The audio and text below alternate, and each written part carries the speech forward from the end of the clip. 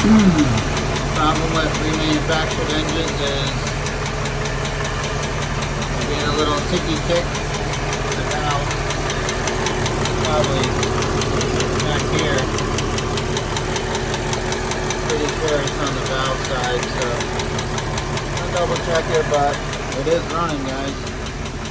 Remanufactured engines aren't always the greatest thing in the world because they don't come set, and sometimes you gotta make adjustments, so that's the way the cookie crumbles.